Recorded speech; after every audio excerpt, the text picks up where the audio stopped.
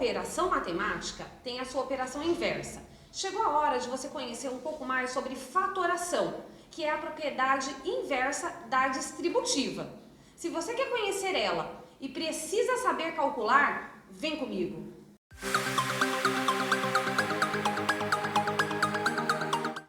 Hoje nós vamos falar sobre fatoração. Vamos começar pelo fator comum em evidência. Quando nós temos alguns polinômios, binômios ou trinômios, que são separados pelos sinais de mais e de menos, nós podemos transformar isso em multiplicações, observando se existe um termo comum ou mais de um termo comum dentro desses elementos. Então, 8x mais 4xy. Observem que o 8, quando eu decomponho ele é 2 ao cubo. Só copiei a parte algébrica. O 4, ele é 2 ao quadrado. E só copiei a parte algébrica. Então, o que nós temos de comum aqui? Nós temos o número 2, só que um 2 é elevado ao cubo, outro 2 é elevado ao quadrado. E da parte algébrica nós temos o x. Vou colocar esses elementos aqui no cantinho para vocês visualizarem melhor o que está acontecendo. Ó, eu tenho 2 ao cubo, que é isso daqui, vezes x. E eu tenho também 2 ao quadrado, vezes x, vezes y. Observem que este 2 faz parzinho com este, esse 2 faz parzinho com este, e este x faz parzinho com esse. Então, tudo que faz parzinho é fator comum. Então, o 2 ao quadrado, que é 2 vezes 2, e o x. Agora, do primeiro termo, que é a primeira linha, o que não tinha parzinho? O 2. Mais, porque aqui eu tenho uma adição. Do segundo termo, o que não tem par? O y. E aqui eu ainda posso desenvolver o 2 ao quadrado, colocando 4x, que multiplica 2 mais y. O interessante da propriedade de fatoração é que se você fizer a distributiva, você volta ao enunciado que você tinha anteriormente. Vamos fazer o próximo caso. Vou colocar aqui novamente para vocês cada um dos termos separado em linhas. Então, 2x, o segundo termo é 4y. O 4 nada mais é do que 2 vezes 2. 2 vezes 2, agora é y. E o 6 é 2 vezes 3 vezes z. Então, a única coisa que eu tenho nos três termos é o 2. Então, o 2 é o nosso fator comum, que vai multiplicar quem? Quem sobrou do primeiro? X. Do segundo termo, 2y. E do terceiro termo, 3z. Observem que para ele ser um fator comum, ele tem que pertencer a todos os termos. Vamos a mais um caso. 7 ao cubo, a, b ao quadrado, bb. Menos 5 a ao quadrado, a, b à quarta, b. O que eu tenho de comum? A e a, b e b. Então, é a ao quadrado, a vezes a ao quadrado, b e b ao quadrado. O que sobrou do primeiro termo? 7a. O que sobrou do segundo termo? 5b vezes b ao quadrado. Observem que o sinal eu mantenho. Esses exercícios de fator comum podem ser resolvidos desta forma, ou eu posso pensar, se esse elemento for dividido por esse, o resultado tem que ficar dentro do parênteses. Então, 7a ao cubo b ao quadrado, dividido por a ao quadrado b ao quadrado, é 7a. Olha lá, 7 dividido por 1 é 7, a ao cubo dividido por a ao quadrado é a, e b ao quadrado dividido por b ao quadrado se anula. Olha o segundo termo. Menos 5 dividido por 1 é menos 5. A ao quadrado dividido por a ao quadrado se anula. B à quarta dividido por b ao quadrado é b ao quadrado. Vamos para mais uma propriedade. Então vamos para o nosso próximo caso. Agora nós vamos falar sobre agrupamento. Esse caso a gente utiliza quando nós temos mais do que 3 termos e entre eles possuam fatores comuns. Então, por exemplo, se eu pegar aqui o 3A e o 6B, ele possui um fator comum. Assim como o AX e o 2BX também tem um fator comum. Então, eu vou agrupar este com este e este com este. Vou resolver cada um como se fosse fator comum em evidência. Então, entre o 3 e o 6, eu tenho 3 comum. Do primeiro termo sobra o A. Do segundo termo, o 2B, porque 6 dividido por 3 é 2. Mas, o que eu tenho de comum aqui no segundo termo? A variável x. Sobrando no primeiro termo A e no segundo termo o 2B. Observem que eu mantive o sinal. Quando eu fiz esse agrupamento, este termo ficou igual a este. E se eles são iguais, eles são também um fator comum. Então, o fator comum A menos 2B, que multiplica o que não é comum do primeiro, o 3, mais o que não é comum do segundo, o x. Ou seja, transformamos esse polinômio de 4 termos em uma multiplicação. Olhem esse próximo exemplo. Entre 2x ao quadrado e 4ax, eu tenho um fator comum. Vou agrupá-los.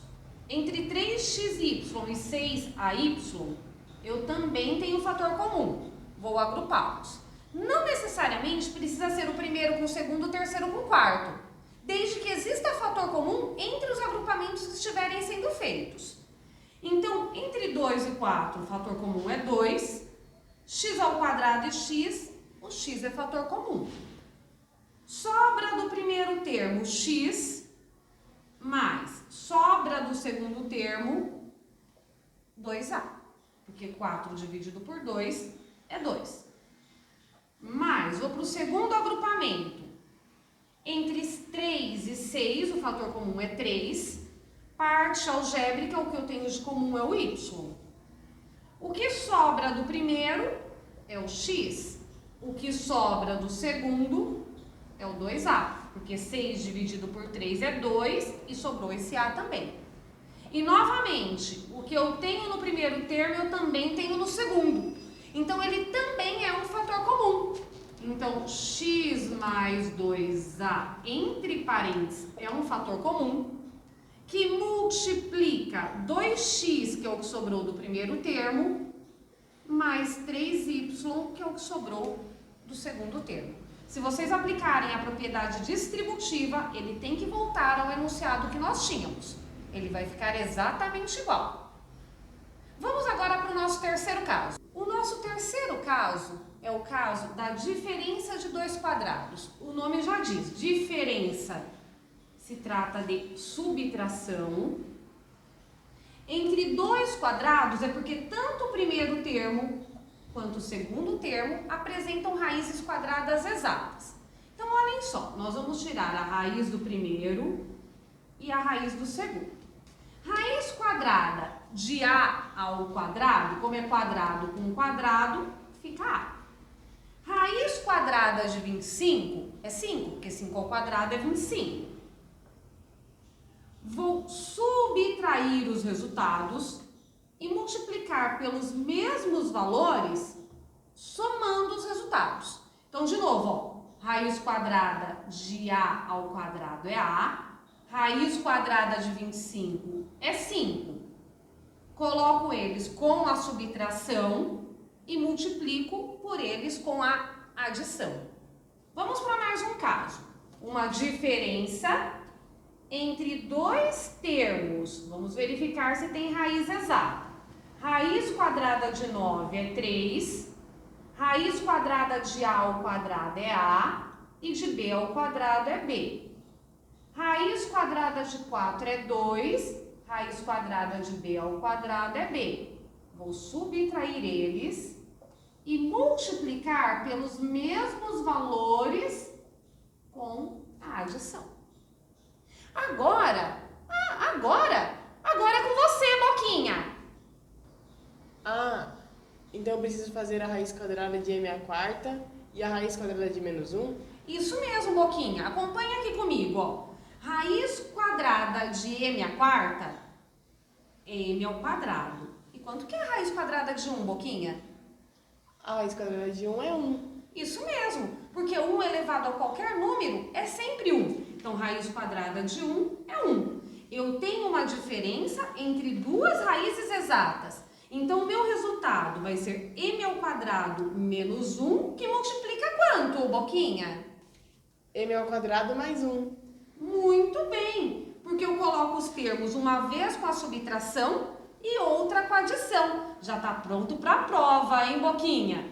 Mas ainda falta você acompanhar mais uma propriedade. Você quer aprender ela agora? Sim, professora. Vem comigo! Agora, indo para a nossa última propriedade, nós temos aqui o trinômio do quadrado perfeito. Primeiro, é trinômio porque nós temos sempre 3 termos para aplicar essa propriedade. E ela é do quadrado perfeito porque existem algumas exigências dentro dela. A primeira exigência é que desses 3 termos, 2 têm a raiz quadrada exata. Então, vamos lá. Neste primeiro aqui, 4x ao quadrado, a raiz quadrada vai ser 2x. 12x não tem raiz exata, mas 9 tem. Então, raiz de 9, que é 3. Muito bem, primeira exigência cumprida. Dos 3 termos, 2 têm raízes exatas. Se eu pegar esses 2 resultados das raízes e multiplicar por 2, o resultado tem que ser este termo aqui, para isto ser um trinômio do quadrado perfeito. Então, eu vou fazer, ó, 2 vezes 3, 6. 6 vezes 2, 12. 12x, que confere com o termo que não tinha raiz exata. E isso, então, é uma confirmação de que é um trinômio do quadrado perfeito. Portanto, a fatoração vai ser o resultado da primeira raiz com o sinal do termo que não teve raiz exata, resultado da segunda raiz. Tudo isto elevado ao quadrado. Vou fazer mais um caso com vocês. Tenho um trinômio porque são 3 termos. O primeiro, ele tem raiz exata. Raiz quadrada de 4 é 2, de m ao quadrado é m e de n ao quadrado é n. Esse termo aqui, apesar do 4 ter uma raiz exata, o c, o m e o n, como eles não apresentam o expoente deles é 1, ele não tem raiz exata. Mas o último tem. Raiz quadrada de c ao quadrado é c. Então, 2 termos têm raízes exatas. Se eu multiplicar ele por 2, tem que dar o terceiro termo que não apresentou raiz. Então, 2 vezes 2, 4, c, m, n. C, m, n. Este termo é exatamente igual a este daqui. Então, isto que nós temos é um trinômio do quadrado perfeito. A fatoração, então, vai ficar o primeiro resultado, o sinal do termo que não apresentou raiz exata e o segundo resultado. Tudo isso elevado ao quadrado. Então, toda vez que vocês precisarem transformar adições e subtrações em multiplicação, a técnica é fatoração. Basta você determinar qual dos casos que você vai usar e aplicar essas técnicas que foram aqui disponibilizadas. Deixe o seu joinha, se inscreva no nosso canal e ative o sininho para receber as notificações de novos vídeos. Tchau, tchau, pessoal!